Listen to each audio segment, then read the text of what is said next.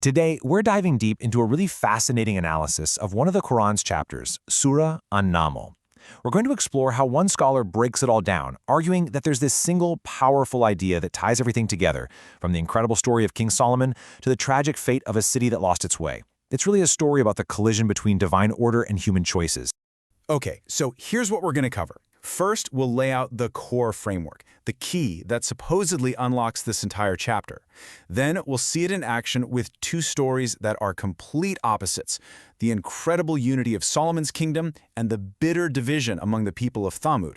And finally, we'll unpack the timeless lesson that this powerful contrast is meant to teach all of us.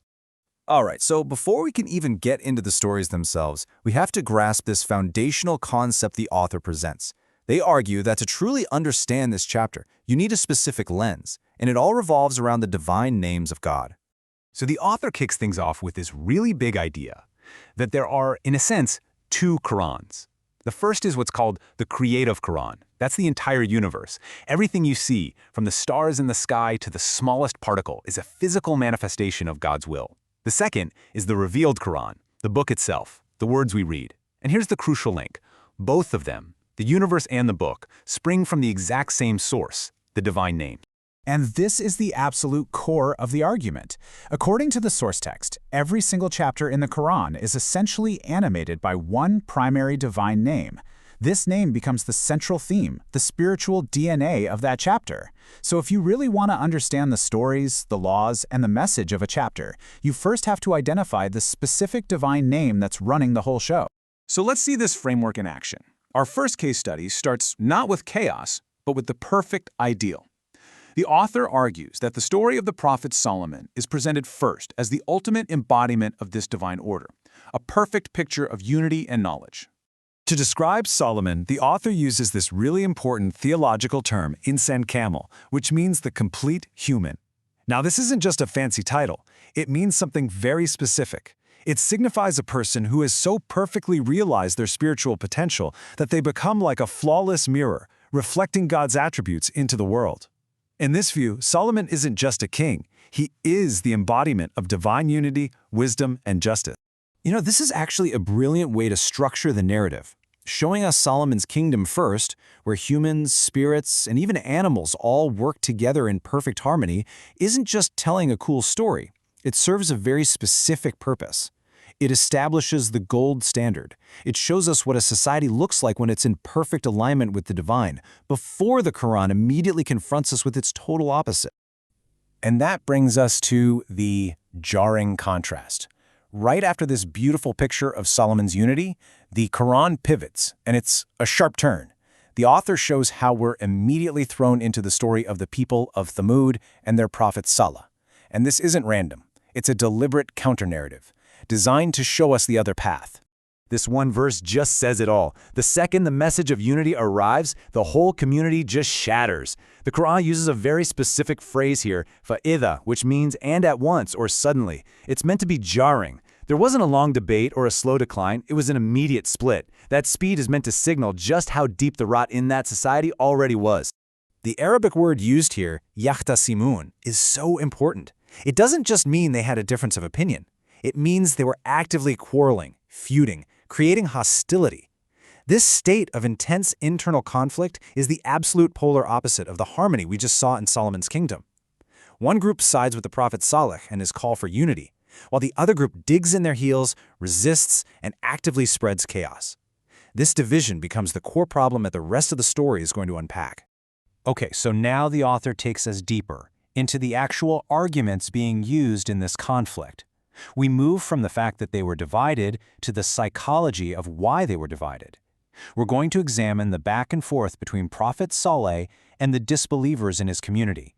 So this is the first shot fired by the disbelievers. Instead of actually engaging with the message, they fall back on superstition and blame.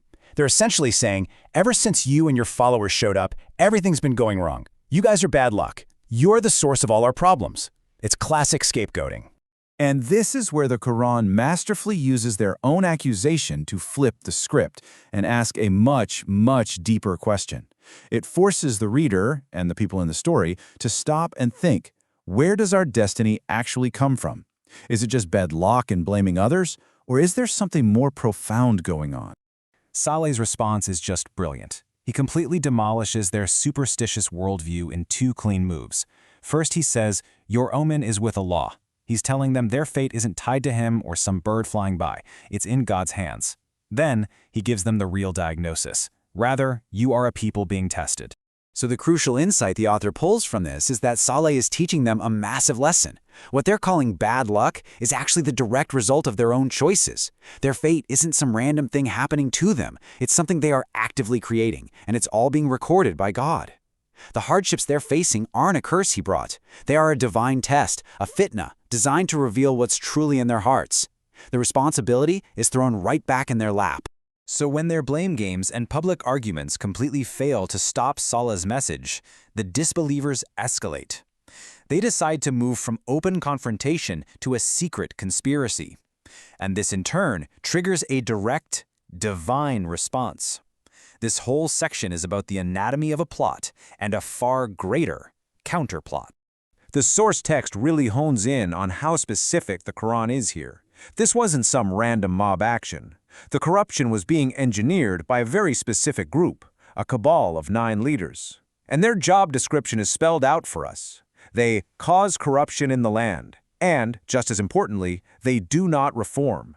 It means they don't just do bad things, they actively fight against anyone trying to make things better. It's this corrupt elite that then makes a pact, swearing an oath to God, ironically, to murder Saleh and his family in the dead of night. And this brings us to what might be the most theologically packed verse in the entire story. And they plan to plan, and we plan to plan. Notice that the exact same Arabic word, makr, which means to plot or to scheme, is used for both the criminals and for God. They plotted their plot, and we plotted our plot. Well, naturally, this raises a huge question, one that our source text tackles head-on. If makr means scheming, which has all these negative connotations of trickery and deceit, how can it possibly be attributed to God? Is the verse saying that God is deceptive? The author offers a really nuanced explanation. First, they say God's makr is never the first move. It's always a response to an evil plot started by humans. Second, its purpose is the exact opposite. Human plotting aims to create chaos and injustice. The divine counterplot is aimed at perfectly neutralizing that evil and making sure justice wins. You could call it a good plot. And finally, its execution is flawless and totally hidden. It operates on a level the conspirators can't even comprehend. Just as the verse says, while they perceive not, they have absolutely no idea that their own plan is being dismantled and turned back on them. And what was the result of this divine counterplot? It wasn't a partial victory or some kind of negotiation. It was absolute. The verse commands us to look and reflect on the final outcome of their scheme, and the outcome was total destruction, not just of the 9 men who hatched the plan, but of their entire community that went along with their corruption. But the story doesn't just end with destruction. As the source text points out, the Qur'an wraps up this narrative with a universal command. It's a final lesson meant for every generation that comes after, including us. It's about how we're supposed to look at history itself. Now, this is a really brilliant point the author makes about the language here. When the Quran tells us to journey through the land to see what happened to past nations, it uses the word sayr, not the more common word for travel, safar. See, safar is just physically moving from point A to B, like a tourist. But sayr, that's a journey of the mind, a journey of reflection. It's about being a historical detective, analyzing the ruins to understand the direct link between a nation's choices and its ultimate fate. And this right here is the whole point of that historical investigation. For every story of destruction, the Quran gives us a story of salvation. The narrative isn't complete without showing both outcomes. The lesson isn't just about doom and gloom. It's about a very clear choice. Division, corruption, and plotting led to ruin. But belief and a consciousness of God, or taqwa, that led to being saved. So we end up right where the author wants us to be. This was never just a story about ancient people.